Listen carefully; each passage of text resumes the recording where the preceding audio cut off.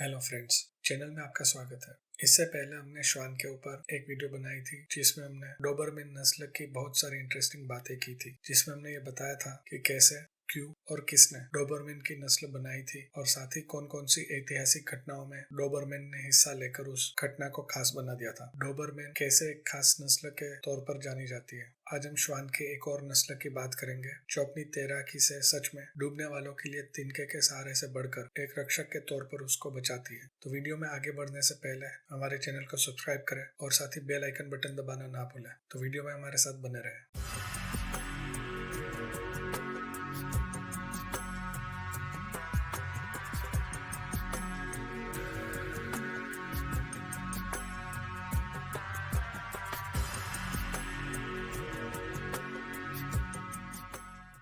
दुनिया में श्वान की जितनी भी नस्ल है वो इंसानों के साथ घुल मिल कर रहती है। हर किसी श्वान की अलग अलग खूबी रहती है जो उसके कद, वजन इत्यादि पर निर्भर करती है। इन सब खूबी होने के साथ साथ न्यू फाउंडलैंड जो श्वान की एक खास नस्ल है वो सबसे काबिल तैराक भी है। इतना ही नहीं, वो अपनी तैराकी से कई बार डूबते हुए लोगों की जान बचा चुकी है। सबसे पहले हम न्यू फाउंडलैंड नस्ल के इतिहास के बारे में जानेंगे। इस नस्ल का अस्तित्व और इसके इतिहास की सटीक जानकारी कुछ खास उपलब्ध नहीं है। इसकी नस्ल की जेनेटिक अभ्यास से पता चलता है कि यह नस्ल का संबंध Irish water spaniel, Labrador retriever और कर्ली कोटेड रिट्रीवर से है। इस नस्ल को पहली बार कनाडा देश के न्यू फाउंडलैंड नाम के प्रांत में इसके उछेर केंद्र में बनाया गया था। न्यू फाउंडलैंड प्रांत समुद्र तट वाला इलाका है जहाँ पर मछुआरे मछली पकड़ते हैं। तब इस काम से जुड़े और छोटे कामों की मदद के लिए इस नस्ल को तैयार किया गया था। जो मछुआरे थे वो इंग्लैंड और आयरलैंड के थे जो बाद में कनाडा में आकर बस गए थे। अगर बात करें न्यू फाउंडलैंड नस्ल की तो ये नस्ल जानी जाती है इसके शांत और सहज स्वभाव के लिए और साथ ही इनकी शारीरिक ताकत के लिए। यह भी श्वान के बाकी नस्लों की तरह वफादार होती है। ये नस्ल कोई भी चीज जल्दी से सीख लेती है अगर इनको शुरुआत से ही अच्छी तरह ट्रेन किया जाए तो। यह नस्ल बच्चों के साथ अच्छे से घुल मिल जाती है। लेकिन सबसे खास बात इस नस्ल की यह है कि अगर कोई व्यक्ति बीमार हो तो यह नस्ल उसका ध्यान भी रखती है। इसलिए इस नस्ल को नैनी डॉग भी कहा जाता है। इस नस्ल के श्वान को तैराकी जैसे कुदरत ने सिखाई हो वैसे इसका शरीर बाकी औसतन श्वान के शरीर से बड़ा है और इसमें शारीरिक ताकत भी बहुत होती है जो इसे समंदर, नदी और तालाब में भी तैरने के लिए काम में आती है। इनके लंग्स बहुत बड़े होते हैं ताकि तैरते हुए भी आसानी से थकते नहीं है और ज्यादा समय तक तैर भी सकते हैं। इनके शरीर पर बहुत ज्यादा फर मतलब की रोया होती है जिसकी वजह से बर्फीले ठंडे पानी में भी आसानी से तैर सकते हैं। न्यू फाउंडलैंड नस्ल के जो श्वान होते हैं उनके पंजे तैरने में उनकी मदद करते हैं। अब बात करें न्यू फाउंडलैंड नस्ल के तैराकी के तौर पर तो कुछ खास घटनाएं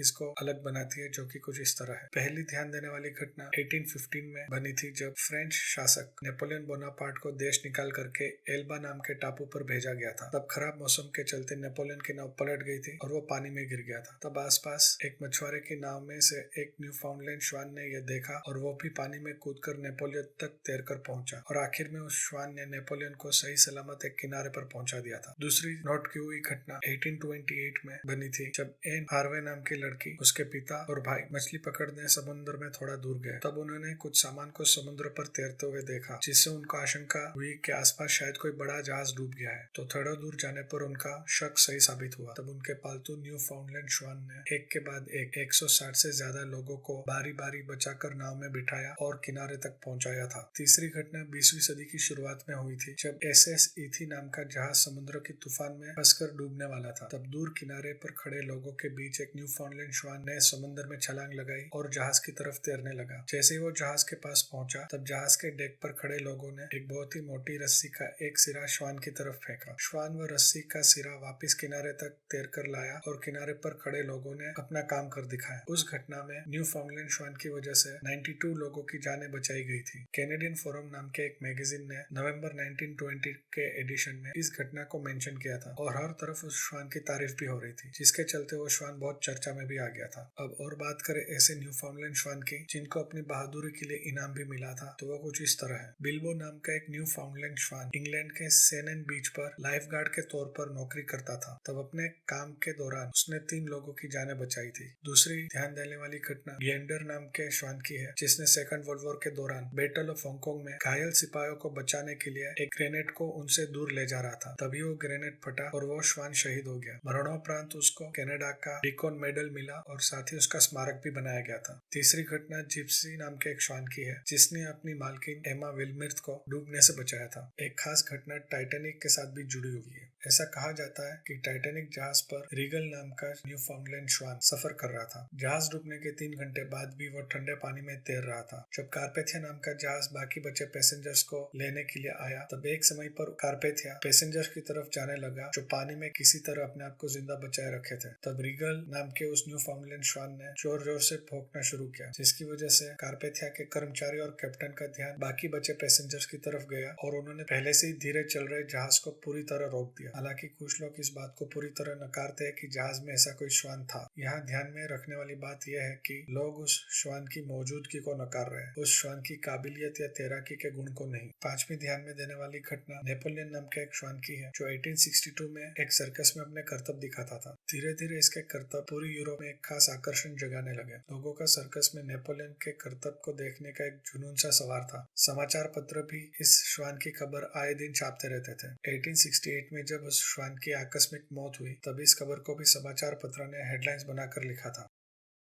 उम्मीद है हमारे आज के वीडियो के इंटरेस्टिंग फैक्ट्स आपको पसंद आए होंगे। अगर हाँ, तो आप इस वीडियो को लाइक करें और अपने फ्रेंड्स और फैमिली के साथ शेयर करें। और अगर आप आगे भी इसी तरह की इंटरेस्टिंग वीडियोस देखना चाहते हैं तो चैनल को सब्सक्राइब करें और साथ ही बेल आइकन बटन दबा दें। अभी के लिए इतना ही। Have a good day.